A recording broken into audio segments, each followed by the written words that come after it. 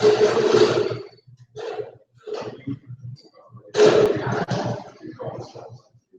guys, we're going to start the grade 11 town hall now. You have to use the microphone seat kind of so if you're sitting right in each other, but it'll help with the live feed. There's a little bit of an echoey sound. So when you guys get a comment, the wireless mic is going to go around, so just pass it through. Okay. And remember what the point of this is the idea here is to gather feedback. The council wants to gather feedback from you. I do as well. And if there's some decisions that I have to make that have a lot of impact on you. And so we want to be able to get that feedback from your grade as people who are experienced and still have some time vested here, right? So you still have a year and a half to be here at least, and you've been here for some time also to comment on. You have a little bit of different perspective than perhaps in grade 9. So we'll jump into that. We had some comments from before. The only thing I would remind you is two things. You want to keep it, respectful, and no reason to name names or anything like that. It's more of, things that you want to see, things that you want to get to. The other thing is, it's a good idea to say those things that are working well, those things that you appreciate and like, because you may want to add something to the school, but remember, often when you add, you have to take away as well, right? There's only so many things you can do, there's only so much money that can be spent on things, and so you don't want something to be lost, consider something new, understanding, we need to understand what's really working well too, to continue with it. Okay? We'll go with that. So our first conversation today is, so at our school we have a lot of events and activities and fundraisers going around. So what kind of methods are effective and ineffective in getting the word to you guys out? Like, do you guys like the TVs and the digital signage app, or do you find that there's better worse ways?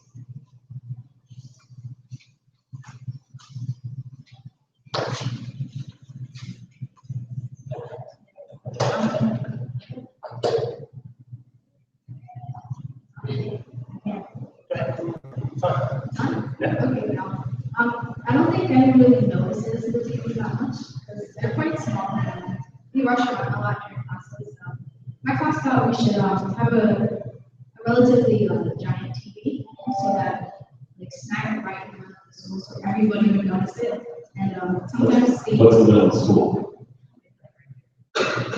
Is there anyone right there? That's not big enough. That's a 60-inch TV.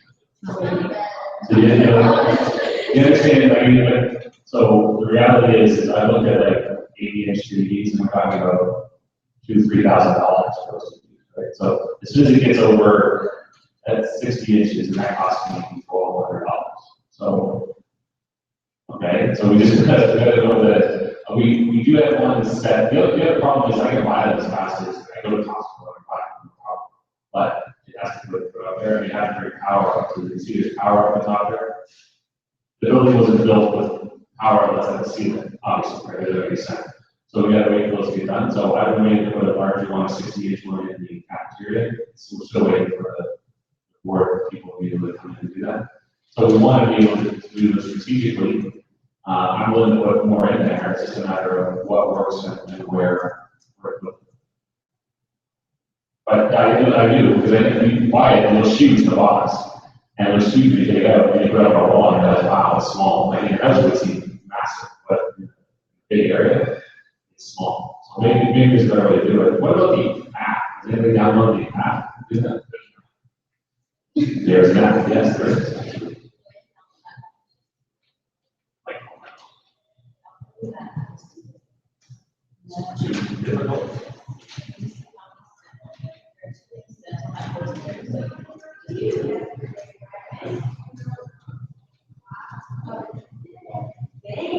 I think we don't really need the TVs. Like you can use better things for us,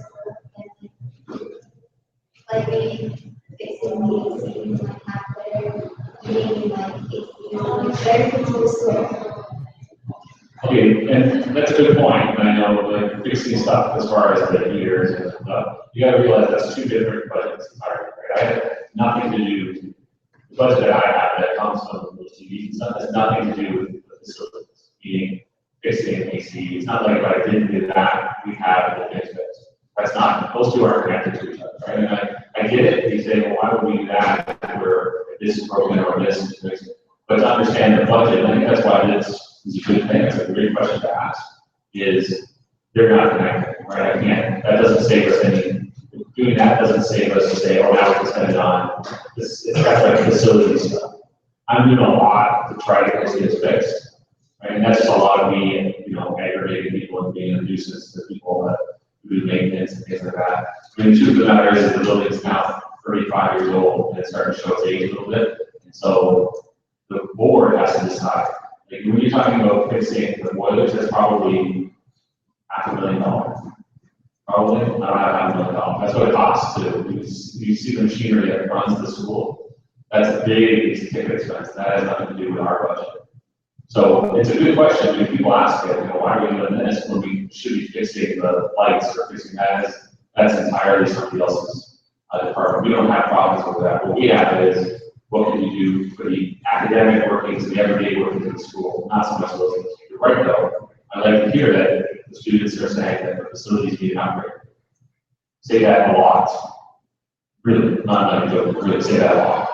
The students in our class, but instead of having the TVs, they got the smart boards that you guys got, that we got, and put in some of the classroom. They thought that all we use was instead of the TV.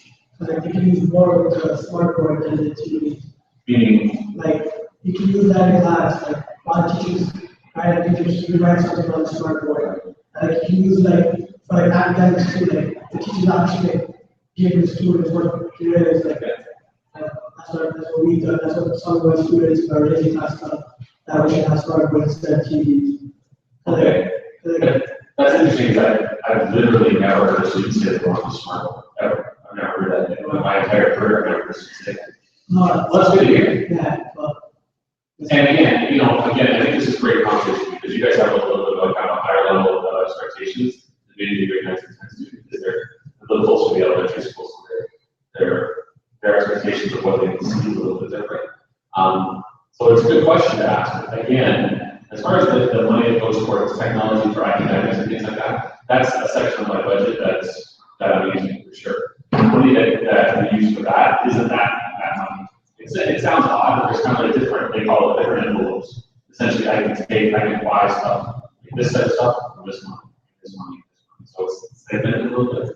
But it would be interesting to hear what sort of, if there's an investment to be made in technology, I'd like to hear what students would like to see. Smart boards is an interesting one. I have a personal issue with smart boards only because what they use as is projections, right? Like to actually use them as smart boards should be used very frequently. And I mean to get one of those, the mounted ones with the projectors on it, it's about $3,000. And so that's great. I have no problem spending it if someone's going to use it as a smart board. If someone's going to use it as a projection screen, I can buy a projection screen for $80 for that. Right? You're just going to project it. Like a digital projector costs $400 and a screen costs about $90. Right? If they're going to use it as a smart board, like actual interactive tools, like talking about writing on it and moving, recording, and all that stuff, great. The only way that you're going to do that, it'll be purchased the next day. Right, but I think that a lot of schools, I've been in schools where they've invested a lot of money into smart boards, and that's what they become. People just show YouTube videos on it, which is great, but you don't need $3,000 screens to show YouTube videos. It's a different way. So I would say if someone's going to have a reason to use it, by all means, for sure.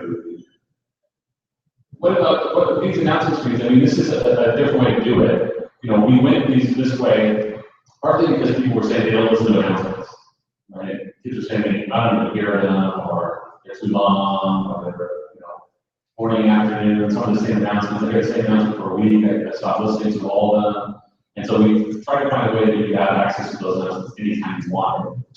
You could see them in the hallway, or put it in the cafeteria, but then the app, I think, could be, something really, really useful, but I'm hearing from different levels saying it's too complicated.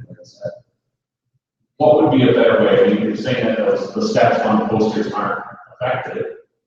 Would, for instance, if we were to tweet out a instructional video, 30 seconds, because that's literally what it takes to download that, about 30 seconds to set it up. And I get some people saying, well, it doesn't fit on my phone, and probably what they've done is set it up improperly, because the way it actually works, properly set up properly, is just the announcements. Like there's no videos and all that, it's just the announcements that you can scroll through. So you're just getting that information. That's really what it's designed for. If you try to do the whole thing with the videos and the weather and all that stuff, it's not going to fit on your phone, and it's going to take up way too much of that. So this is just really just text that you can get through. But it's probably what people are doing is setting it up wrong. And so maybe there's the idea of if there was a video that shows you exactly what's to do step by step, and I'm talking 30, 45-second video that was tweeted out by all the councils of any of those, any way they can reach out. Do you think people would use it or would view it? People follow the different council Twitter accounts? Yeah. Okay, I think we're gonna have to do something like that, for sure. We also have another one is towels in the washroom, like with paper towels. We use some of the students have noticed that they use what's it called, the toilet paper and they wash their hands. Some people sometimes they use the hand dryer, it's just not bad, especially for them, they can't dry their hands. Okay, so that's a different topic entirely, communications, but yeah. And we'll get to that one for sure, but I would like to just talk about communications only because, if people are telling us that announcements don't work, what does? Like, what would be your suggestion? Like, if you want to get information out, there's lots of information, and sometimes people will say to us, why don't you know, what would work? Just talk I think most people come down to app needs lack of interest. because of Lack of interest in all the programs. So I think that having better programs would actually better chance for people to actually download the app. So better programs like what in the school? Yeah. Like for instance, what would be? Like, for example, so you guys get announcements about sports team. And most sports team, it seems like the same people always get chosen over and over. So it's like most people don't even are interested in you trying out there, that chances of them coming in aren't even as big. Because it seems like coaches just pick whoever is previous to the previous year. Yeah, so that comes into my second thing is what are we missing from the school in regards to like athletics? Things that you guys have like teams or more intramurals, the types of intramurals. I think that the sports aren't really as wide as they should be. Like, I'm not really a sports person myself, but I feel like you guys should have more golf or fencing. That was like what was brought up in my business class is sports like that, besides soccer, basketball, volleyball, typical sports you guys could just widen it more often. Okay, so my name's gonna be the athletic director. So myself and the athletic manager, we would be all the intramurals and the gyms. I guess like you guys go. Okay, so with our intramurals, what we're introducing this year is the new intramural. It's called tutorial intramurals. So we're gonna do intramurals where we can teach you guys how to play certain games, you guys have fun. Maybe you guys can play like a regular regulation game. So we're doing stuff like Quidditch, jerky, handball, teaching you guys how to play these games. So I guess that's something that you're interested in. Yeah, I feel like if you know to do that, and at the end of that, typical whoever likes how many sports and the highest sport moves, they should contribute that into the sports that we have in the school. I think that would make people more interested in doing that. So what we did for the rally shirts where you guys voted on the favorite color that you want for your grade. We're gonna do the same thing with that. So what intramural would you guys like to have in the next month? Or would you guys like to see in the future? So it's all gonna be voiced by you guys. Does that sound good? Just it is a golf team. Is it? Yeah, it's a golf team. It's a right at the end of the year, right? It's like the second and third school. But it's interesting to see that. And I think, the problem that sometimes comes when you become sort of a high-level athletic school, which I think we are, and you attract high-level talent, it can become intimidating for the average student to even try out versus because they figure, well, I'm not going to get that team because there's a whole bunch of club players that are coming out anyway. If I pass my grade 9 or 10 year, they're going to, the team's kind of already set because it's literally a program. And, there's something to be said for that. And the trade-off that happens to become really good at sports is you start attracting these club players, and then the average student, it's harder to get involved, which is why I think, the BSC is looking at intramural, right? It's like a more kind of house league sort of level to it. The problem again with that is gym time, right? I mean, you know, when I was a student here 100 years ago, we had a really active intramural program. I was on the senior boys basketball team, and the senior boys acted as coaches and captains for teams. So there'd be one senior boy on the team, and then we would have like a training camp where everybody would sort of, and we would walk around with clipboards and sort of pick, and we'd have a draft. We would draft our team, and then we would have an ongoing league. And it was really good. The problem is there wasn't as many teams when I was here, so there was a lot more gyms. There'd be empty gyms. I mean, has anybody ever gone to the gym after school and seen it? Very rare, right? There's lots of teams using it all the time. So we need to address that. I think we need to have a conversation as a staff too. And with Mr. McLean, Mr. Hackett, who are the staff athletic directors, and sort of look at, you know, is there a way to carve out some time? Is there a way to carve out some time maybe on the field too? You know, different sports that we can do that would offer it. The other problem is because we have 2 lunches, there's classes in there during lunch. Some people say we'll do it during lunch. But there's 2 classes going on during lunch as well, right? We don't have an empty time. And so you've got to sort of figure that it's a little more complicated than in some schools. But I don't think that's a reason not to do it. I think it's something we have to do. We have to figure out how to. I also think that the price of sports also play a huge role in it. So most people want to play sports because they know that it's playing field at $45 to get in. Yeah. And I think that's what affects a lot of it too. Well, I would say, yeah, we raised the athletic fee $45 they pay once, right? Pay one time. And that is remarkably low, like unbelievably low. So there be some of the other high schools, larger high schools, that their athletic fee is $200 or $300. And the truth is the $45 doesn't cover 15% of what not even close, not even remotely close. So if you think about, you know, think about a basketball team, 15 people on a basketball team times 45. It's not really times 45 because the athletic bank comes from that too, right? So you take about $10 or $15 off the top. So if you're thinking about 15 people times 30, figure out how much that is. And then you think about a bus. If you get a bus to go, then it costs $200 or $300 once, right? If you go to a tournament, it's about $400 or $500 to go to a tournament. And we allow teams to go to 3 different tournaments. If you're successful and make it to ASA, you know, so like for instance, our senior girls basketball made ASA for the last 3 years. That costs to go to ASA, hotel rooms and transportation, probably costs around $4,000. So, you know, the athletic fee of $45 covers maybe 15% of what we spend on athletics.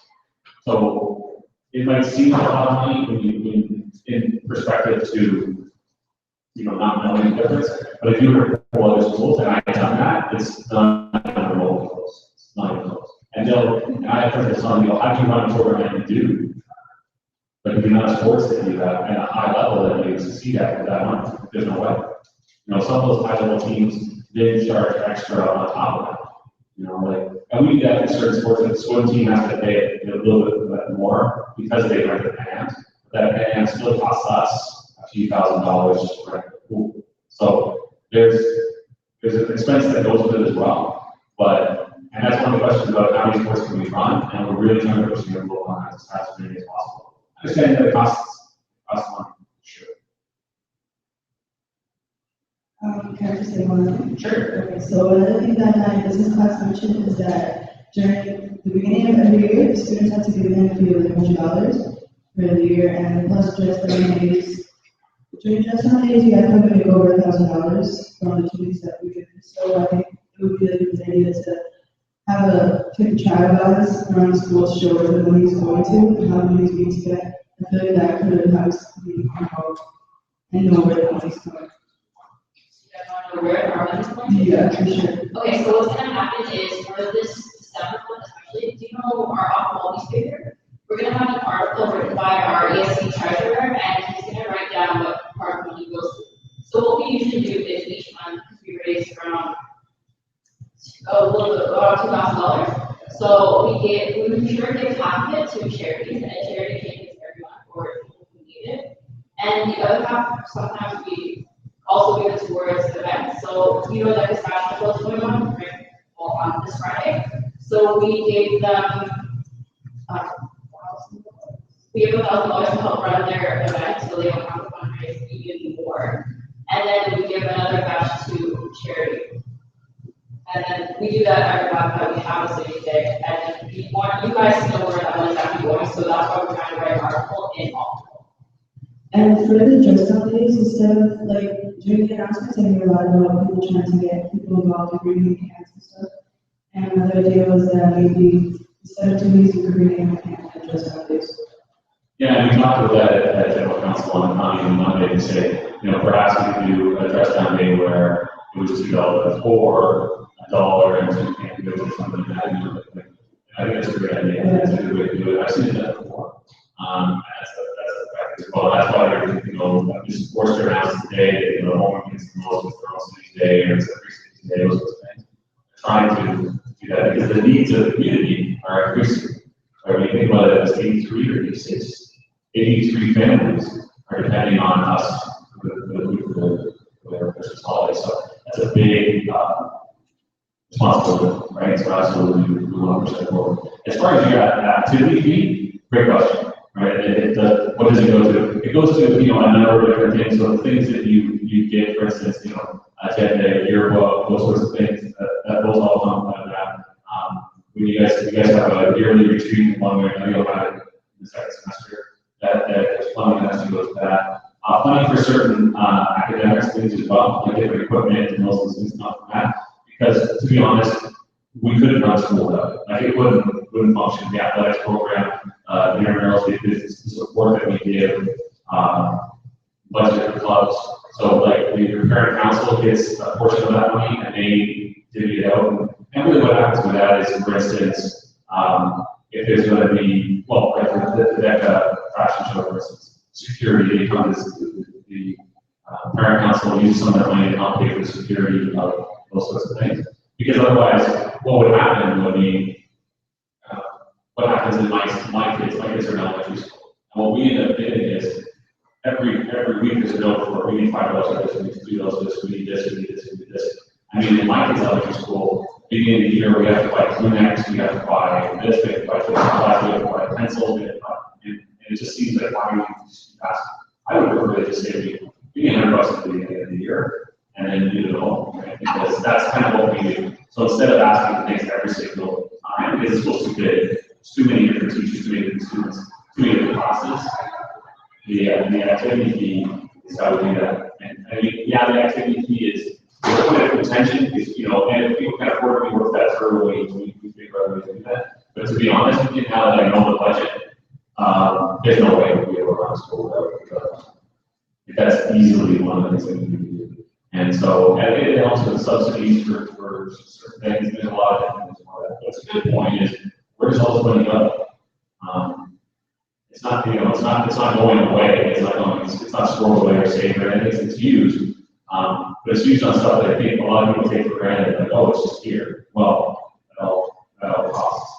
And it used to be, way back in the day, it used to be that a lot of that stuff was supported by the ministry with giving funding, and it doesn't got to the point where the schools are wondering, I don't know how we stop anything, and that's not.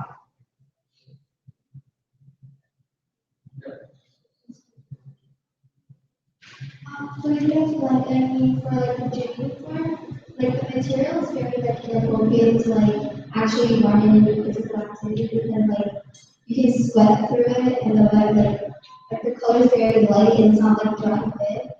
And also like the shorts on guys they look good fine, but on girls they're like very like low and like very hard to run in. I mean, okay, that's great input. You can forward that on to the phys ed department and sort of look at. And again, there's a balancing act there, right? Because they can get in, right? But it is costs. And we're very cognizant of that. So when, for instance, a grade 9 parent comes to register, right? They walk in the gym, we ask them for their activity fee, it's $100. And if they want to camp right fine, that's another $90 or whatever. So then they turn the corner and buy a gym uniform. And then they got to buy uniforms, and then the cycle starts. And so, that's a great conversation to have with the ed department going forward, that knows for them. And it might be just, I would ask just to say, is there something else we can do? Maybe they look at something different. I would assume what they're trying to do is the most cost effective uniform as possible, right? Because there's some, if you do dry fit, you're paying more. And what does that mean? And what does that look like? And does it wear as well? Does it last? Those sorts of things. And so I don't know. Well, I think it's school colors. No, because it's very light, like you can see the sweat. Your gym, you should be sweating. Yeah, but then you can't, like, it's disgusting when you see like a guy's whole back sweating and like, I'm just. Means he's working hard. And he's now you should get every guy's unconscious. Oh my gosh, it's like, oh my god. This is regards to when you're in a school team, and then teammates usually want more options, but what ends up happening is that it's too late to order, and the coaches don't want it. Like, you don't mind like waiting for it and like paying for it for the people who actually want more options. Yeah, that's. Yeah, I would say that's one of those, team by team things and what they decide to do. Obviously, for things like that, it's going to be, individual based for the team. Say, yeah, I want to, we as a team want to order those things. I would say it's got to coach myself. Unless everybody on the team is going to have warm-ups, then nobody's going to. There's no way that half of my team works and the rest of the team wasn't. Team's the team. But the school just can't afford to buy that stuff for students, you know what I mean? And so we do the best we can to buy uniforms, and trust me, I see it sometimes, right? The uniforms aren't as good as what we should be, and Mr. McKay is talking about investing in some new ones. I think track and growth volleyball and new ones. And so we're trying to, you can't do all of it at once, right? The amount of teams we have and the amount of people we have in sports. You couldn't do the whole thing at once. And the other problem with doing the whole thing at once, that means they all wear out at the same time. So like in 5 years, you try to stagger it. So this year we'll do this, next year we'll do these sports, and we try to that out. But that's a point by point basis. But again, like anything else, let the coaches know or whatever kind of what you're doing. What's the worst they could say? No. That's the worst they could say. It's not that bad. Since we're talking about sports, I'm in the gym class third period, and I noticed a lot of, there's like all the gym equipment, and some of them are like teachers now, where some of them are red. But like, instance, like, working at badminton, I noticed that the nets that we put up, like, some of them are like broken down, ripped apart, and when we try putting them on, like, it's too hard for us to put it on or anything like that. I noticed like we had like a hockey part one time, like we did a hockey class, and I noticed like some of them like some hockey sticks like broken. I noticed like we got about like new sports equipment and stuff, but like there's like some sports equipment that like we need to get like better. No, that's a good point. And I mean, we'd like to, again, that goes to the physical department or those sorts of things, right? There is, the debate, because we also burn out of school, so that at night, you can hear at night, literally till 11:30 at night, there's someone in the gym. Whether it's, there's club basketball that plays, or there's different things that play. Because of the gym we have, because of the size of it, because of the ceiling height, we have like an international trampoline competition here every year, because we're one of the only gyms in the city, literally, that has the ceiling height is that high. So it's used all the time, on the weekends, and so some of the problem with that is wear and tear on our equipment. And I've been working with the board to say, well, when do we see some of that money? Because they permanently have been paid for that. We don't see that money, right? And so we really going to try to get some of that redone. But again, really it's pointing it out, right? And don't think of it as, I think some people will point out and say, well, I don't want to complain. It's fine. But if you point out and say, hey, we get something new like this, it would be good. The other thing I would say is, when you're using it, you want to take care of it, right? It's like your own. Because the only reason that things break, other than wear, is that people break them, or they're not taking care of them, they put them away, especially the nets. If you don't put them away properly, then the next person takes them out, they break because they don't have them properly. So do that, but also let them know, and we'll, then they reach out to me and say, yeah, let's make an investment in some sort of plan. Can you get like different bigger mirror in the girls' change room, because like, we have a very small one, and like, girls like fight over it, and push each other, and like, some are late to class, because they have to wait in line to use the mirror. Can you get? Sure, you know, I don't frequent the girls' change room, so I wasn't aware of that, so that's good to know. So, definitely, yeah, I'll put that in.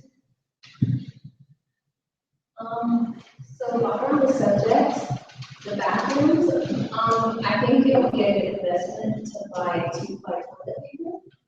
Because the toilet paper we have is just, it's just not good. Can't wipe your mouth with that paper.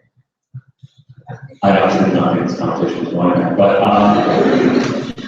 again, that's not, my choice. So that is, the board, sources that out. So they have a company that buys all that stuff, that doesn't have anything to do with my budget, it's just, it's what comes. I did ask maintenance to say, is there better quality things, like, you know, it's the same stuff in the whole school, right? In the bathroom in my office, in the office, and the staff room, it's the same, it's always the same stuff, so, that's not like I'm making that purchase, that comes from board maintenance. Also, we need to invest in air conditioning. Yeah, well, I mean, I think the ventilation system in general is something that we're looking to, you know, because again, this is the age of the place, right? It's starting to show its age, and I want to hear about that, and I want you to vocalize that, and I want you to, you know, tell your parents, to tell me, because that's how those things change. Again, that's not a change that I can make. I mean, I'm not gonna, you know, Febreze, you know, let's go Febreze every bathroom. I mean, I think, you know, maybe there's little things we can do, but I think it's more this bigger question about the ventilation of the school, just the idea that, hey, great school, but it's, you know, showing stage and maybe it needs to facelift, right? And, you know, what would your house look like if you hadn't really done much to it in 30 years, right? So we want to, you know, address that, sure. Just when you're using the mic, you gotta point it this way. You can't do it this way, because it's a. Okay, to continue with the bathrooms, you could add sanitary dispensers to keep things cleaner. Sorry, hand sanitizer? Yeah, dispensers. Okay, well, that's something we can do, sure. Yeah, we can do that. In the bathroom, or in the hallways, everybody say we do the hallways as well. Last one before I ask. Okay, I feel like even if, for example, for years, 80% of the mirror is written on or scratched, so I feel like that plays a giant role, rather than the size of just the quality of the mirror itself. And if not, better toilet paper quality, at least we should restock it every night, because we're going to that for 3 days consecutively, the same smells won't have toilet paper. And then you have to go hunting around school for slow toilet paper. And well, some of the doors on the stalls don't lock, so you kind of have to do your business and hold out to the door and fix them to walk in at the same time. I mean, that would be what I was talking about, was taking care. Like you talk about the mirror has been written on and it's scratched up. That doesn't accidentally happen, right? I mean, and that would discourage someone, like the principal, from investing money. Why would okay, I'm gonna buy new mirrors just so it's ruined? And the only reason the doors don't close is because people break them. Like they kick them, they vandalize. I mean, you know, for instance, we almost had a real disaster because the other day, students flushed 2 water bottles down the toilet, full water bottles. And you might sound funny, but that could destroy, they want to have a budget on them, look down the toilet. That's what happened. If you push those down, they back up, they clean up, and then you're asking the caretakers to do some pretty disgusting work. And we had to shut down the bathrooms.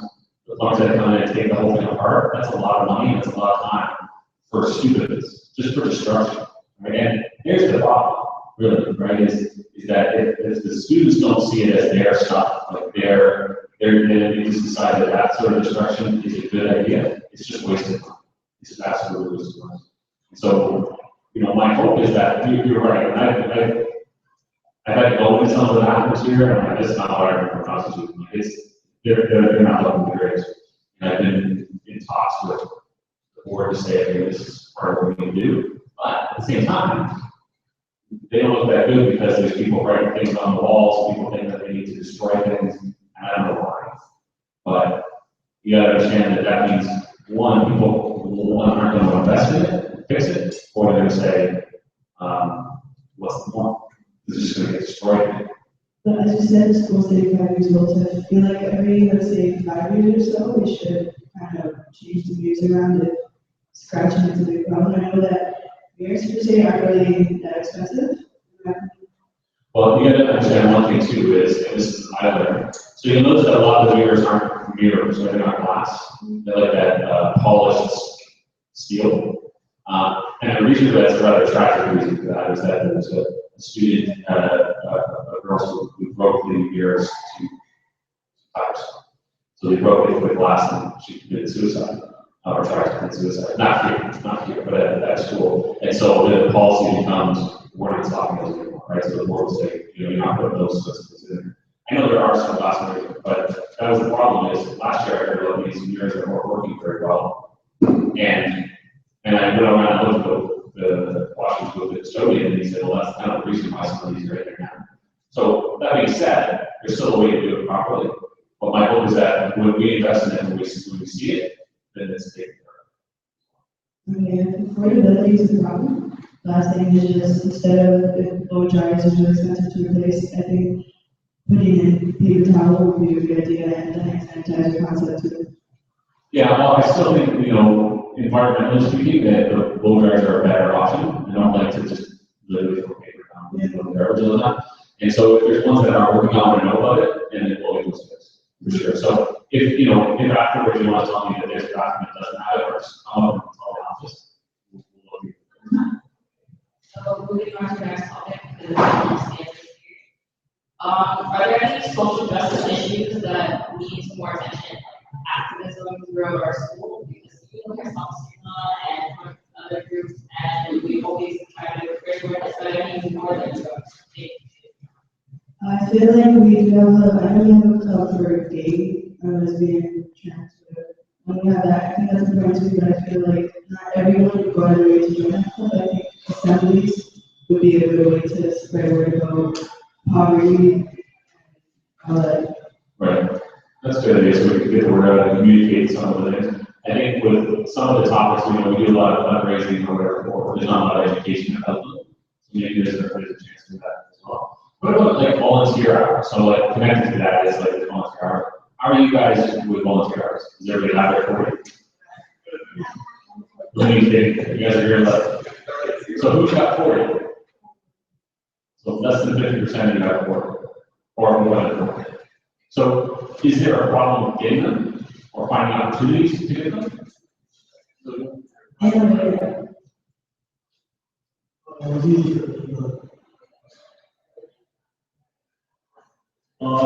It's kind of hard to get community hours because where I live, not many people want like dark-skinned people or mixed people volunteering at like churches or certain areas because they think we're going to steal something just because of skin of our race. Okay, well, I mean, I sort of hope that's not the case, but what about your school? Is there something that we can do through school to help with volunteer hours? I mean, I'm not talking about just doing stuff here, but getting the word out about opportunities, because a lot of volunteer agencies would come to us, right, because they know this is where you go find communities and volunteer hours.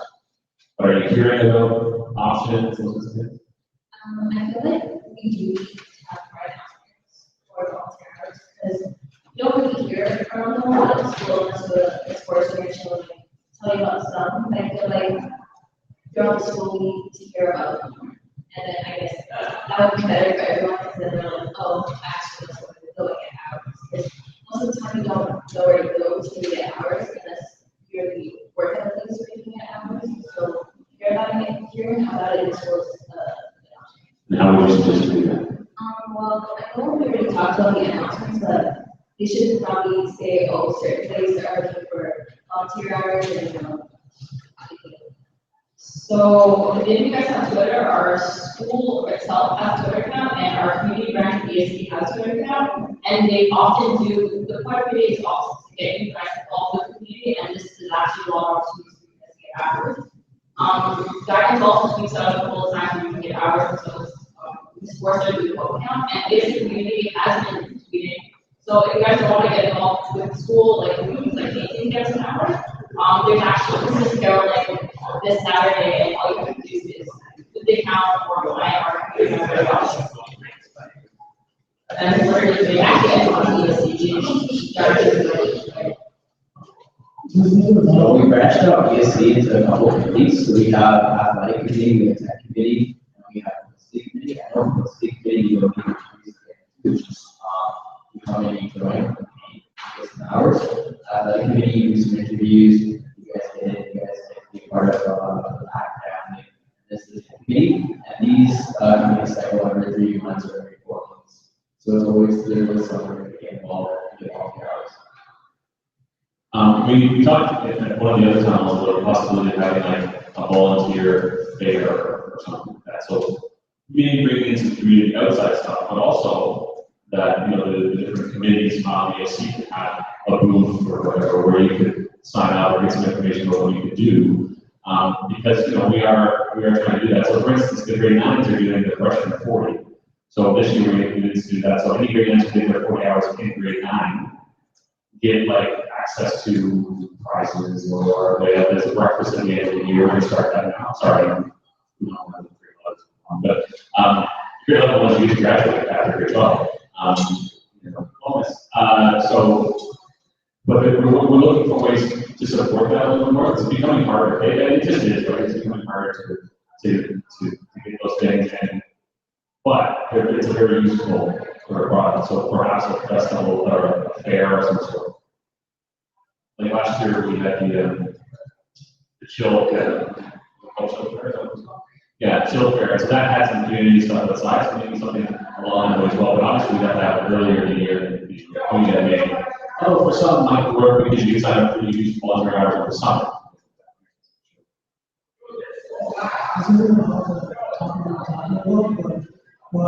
What the students want to is like, they want the library open both houses. Yeah, so you know, the library being open is an issue. The problem with that is that that's a staffing thing. So I have to have a teacher in there, and the board with the ministry sort of says, well, here's what my staffing can make. And they tell me, right? And they say you can have so many teachers do this, so many teachers do this.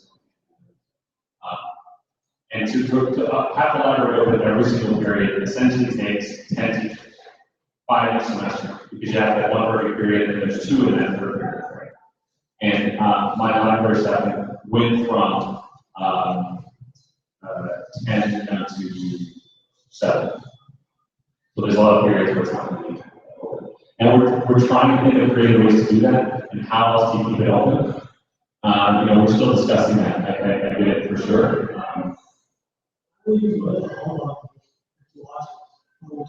Yeah, the problem is that, you know, we're supposed to have 3, we have 2 right now, but to have them in the library so that people can print, I don't think it's a good use of them when they should be monitored. I think these are a lot of halls, a lot of space.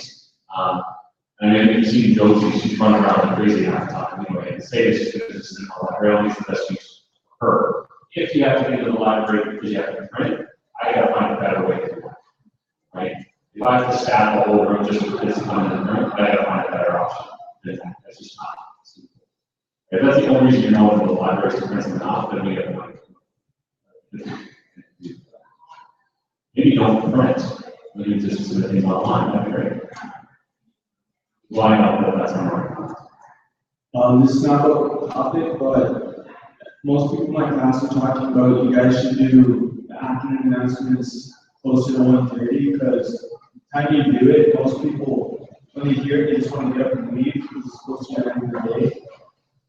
So if you guys do it a little bit earlier, they know that they can't leave this stuff in the classroom. You can already choose. So you would say moving the announcements up. So yeah, I'm kind of okay with thinking a lot of teachers are beginning to eliminate that announcements. At that point, we don't have anymore. It just seems to be redundant, to be honest with you. There's a lot of the same announcements for one, or just reminding people of things that are happening after school. I think it's a better way to do that.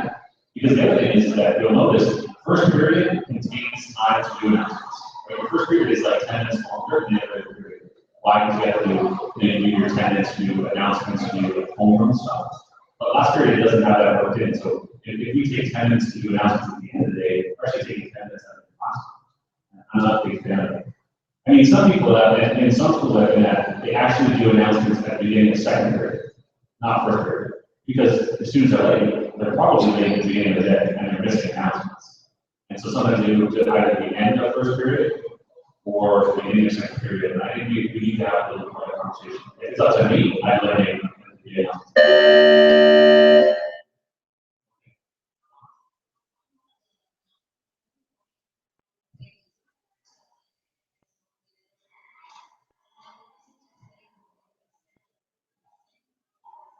Well, I would say that. I mean, it's selected by teaching staff. The reason why that is because in the past, it's been allowed to be selected by students, and it's been room our committee. And I think sometimes students don't even realize it's in the book. And I think sometimes you guys don't even know what the lyrics are. You just sort of know the song. And if you actually stop and listen to the lyrics, you'd be like, oh my God, I probably should be doing that. And I find that my kids were in the car and they sing along, like, whoa, whoa, whoa, you're not supposed to say that. I didn't know that was a lyric.